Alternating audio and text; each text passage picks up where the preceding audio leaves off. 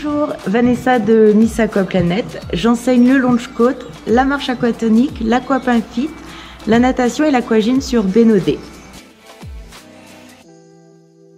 Alors je vais vous parler maintenant du matériel que l'on porte sur soi, à savoir que le corps se refroidit 25 fois plus vite que dans l'air. Donc il est vraiment important selon la saison d'avoir soit du 2 mm ou jusqu'au 7 mm. Alors le 2 mm ça représente ce shorty par exemple. Il y a des combinaisons intégrales de 2 mm et c'est pour une température d'eau de 17 à 20 degrés. Donc idéal pour l'été. Y en a, j'ai des élèves qui portent été, automne, hiver, printemps, toute l'année. Ce n'est pas mon cas.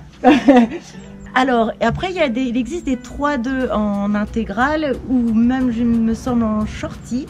Et ça, c'est pour des températures d'eau de 14 degrés à 18 degrés. Ensuite, on va passer, donc là, on va dire c'est pour le printemps, l'été, ça peut aller très bien pour ça. Les 4-5, alors quand je dis 4-5, 3-2, qu'est-ce que c'est? Ça veut dire que 4 en général ou 3, le premier chiffre qui est indiqué, c'est le tronc. Et le deuxième chiffre, ça indique les bras et les jambes, donc les membres. Donc la 4-5 va de 10 degrés à 14 degrés. Et la 5 mm, comme celle-ci d'ailleurs, c'est une 5 mm que je porte hiver comme été. Hop. Donc elle est très épaisse. Alors la mienne, c'est une combinaison de plongée étant vraiment très très frileuse. Pour 8 degrés à partir de 8 degrés jusqu'à 12 degrés. Elle a une cagoule intégrée, donc c'est parfait l'hiver quand il y a du vent et qu'il pleut. Et elle est 5 mm de partout. Voilà, si vous êtes très frileux et frileuse comme moi, je vous conseille un lycra. Alors soit en néoprène que vous mettez sous votre combinaison, ou alors il existe des lycras un peu en coton qui est aussi très efficace, et donc il y a les bras aussi qui sont protégés, ce qu'il n'y a pas sur les lycras comme ceci. Et franchement, on sent pas l'eau du tout qui rentre l'hiver. On est comme dans les tropiques en plein hiver. Et il existe des lycras avec cagoule si vous voulez pas avoir que la cagoule, parce que moi j'aime pas avoir plusieurs matériels, d'où le fait que j'ai une combinaison intégrée avec cagoule. Mais il existe les lycras cagoule où vous prenez la cagoule toute seule. Enfin, vraiment, faut que vous vous sentiez le plus à l'aise possible, c'est vraiment important. Alors à savoir qu'il faut absolument que ça soit une seconde peau dans n'importe quelle combinaison que vous porterez, que ça soit du 2 mm ou 7 mm, il ne faut pas qu'il y ait d'espèces de petits bourrelets. Ça veut dire qu'elle est beaucoup trop grande pour vous. Vous devez être un peu, alors on sent un petit peu oppressé, mais une fois que l'eau rentre dans la combinaison, on est super bien. Alors elle rentre au début, les 2 premières secondes, ça fait un petit peu frais, mais après on est parti. Alors maintenant on va parler des extrémités, que ce soit les mains, les pieds. Alors en hiver c'est vraiment important de se protéger de la tête aux pieds. Il faut rien, il n'y a que les yeux qui doivent sortir de la cagoule. Alors je vous conseille fortement des bottines qui remontent avec un zip et un scratch pour tenir la fermeture éclair, sinon elle va s'ouvrir toute seule et c'est super désagréable. Ça c'est l'idéal, elles tiennent chaud. Et en plus de ça qu'elles font 5 mm, la petite chaussette qui va bien dedans, on sent vraiment une énorme différence avec et sans. Celles-ci vous pouvez les utiliser toute l'année, il n'y a pas de problème. Moi c'est ce que je fais en tout cas. Et sinon, si vous voulez l'été sentir un petit peu plus l'eau sur vos chevilles, celles-ci sont parfaites parce qu'elles ont une semelle dure. Il faut vraiment regarder si les semelles sont dures, parce que quand vous portez des chaussettes qui ont une petite semelle dure, mais en fait on sent quand même les cailloux, les coquillages, et oui, c'est vraiment important de se protéger les pieds, mais même en été, parce qu'il peut y avoir des villes, il peut y avoir un bout de verre, donc je vous conseille vraiment de vous protéger vos pieds quoi qu'il en soit, parce que 1 heure ou plus dans l'eau, on peut sentir des trucs.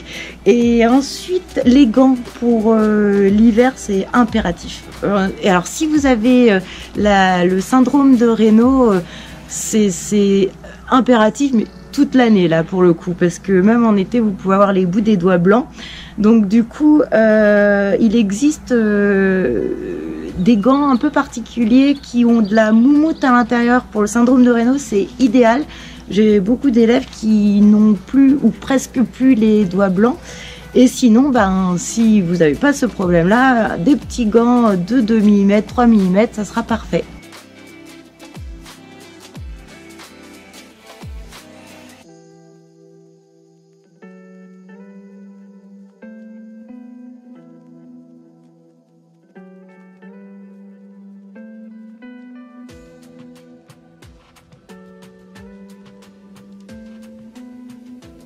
Alors avant de vous parler du matériel à utiliser pour travailler vos muscles, à savoir que le Launchcoat a été créé à Dunkerque et qu'il n'utilise pas des frites ou des gunbox comme je vais vous présenter là.